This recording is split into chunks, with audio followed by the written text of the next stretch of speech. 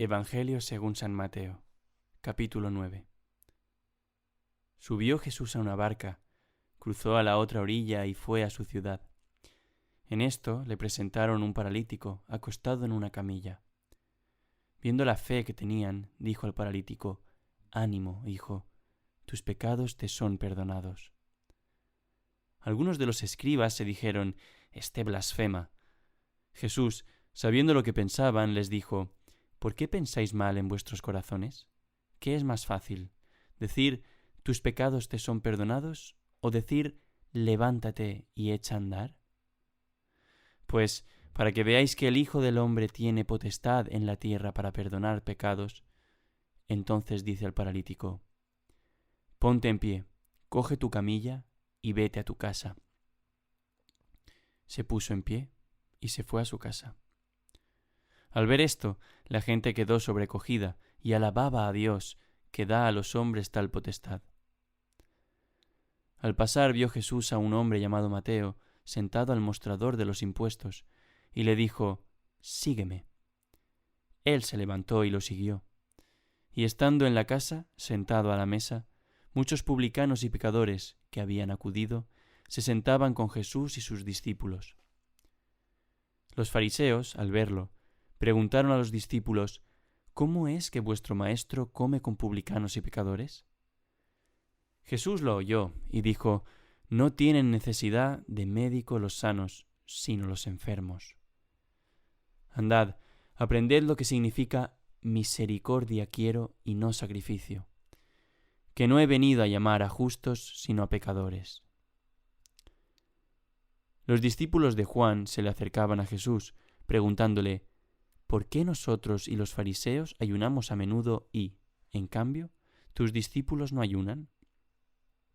Jesús les dijo: ¿Es que pueden guardar luto los amigos del esposo mientras el esposo está con ellos? Llegarán días en que les arrebatarán al esposo y entonces ayunarán. Nadie echa un remiendo de paño sin remojar a un manto pasado, porque la pieza tira del manto y deja un roto peor. Tampoco se echa vino nuevo en ordes viejos, porque revientan los ordes, se derrama el vino y los ordes se estropean.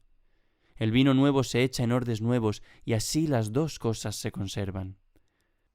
Mientras les decía esto, se acercó un jefe de los judíos que se arrodilló ante él y le dijo: «Mi hija acaba de morir, pero ven tú, impón tu mano sobre ella y vivirá». Jesús se levantó y lo siguió con sus discípulos. Entretanto, una mujer que sufría flujos de sangre desde hacía 12 años se le acercó por detrás y le tocó la orla del manto, pensando que con solo tocarle el manto se curaría. Jesús se volvió y al verla le dijo: «Ánimo, hija, tu fe te ha salvado». Y en aquel momento quedó curada la mujer. Jesús llegó a casa de aquel jefe y, al ver a los flautistas y el alboroto de la gente, dijo: «Retiraos, la niña no está muerta, está dormida». Se reían de él. Cuando echaron a la gente, entró él, cogió a la niña de la mano y ella se levantó. La noticia se divulgó por toda aquella comarca. Cuando Jesús salía de allí, 2 ciegos lo seguían gritando: «Ten compasión de nosotros, hijo de David». Al llegar a la casa se le acercaron los ciegos y Jesús les dijo: «¿Creéis que puedo hacerlo?» Contestaron: «Sí, Señor». Entonces les tocó los ojos diciendo: «Que os suceda conforme a vuestra fe». Y se les abrieron los ojos. Jesús les ordenó severamente: «Cuidado con que lo sepa alguien». Pero ellos, al salir, hablaron de él por toda la comarca. Estaban ellos todavía saliendo cuando le llevaron a Jesús un endemoniado mudo, y después de echar al demonio, el mudo habló. La gente decía admirada: «Nunca se ha visto en Israel cosa igual».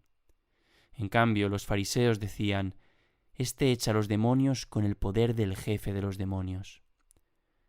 Jesús recorría todas las ciudades y aldeas, enseñando en sus sinagogas, proclamando el evangelio del reino y curando toda enfermedad y toda dolencia. Al ver a las muchedumbres, se compadecían de ellas, porque estaban extenuadas y abandonadas, como ovejas que no tienen pastor. Entonces dice a sus discípulos: La mies es abundante, pero los trabajadores son pocos. Rogad, pues, al Señor de la mies que mande trabajadores a su mies.